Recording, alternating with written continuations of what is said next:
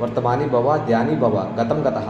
వర్తమానం భవిష్యత్తుని నిర్ణయిస్తుంది, గతం భవిష్యత్తుని నిర్ణయించదు. టార్కమ్ శారడారన్ పునర్జన్మ పుస్తకంలో ఉన్న వాక్యం ఏమిటంటే, గత జన్మల్లోని గతాన్ని చూడటం కంటే భవిష్యత్తులోని గతాన్ని చూడటం భిన్నమైన విధానం.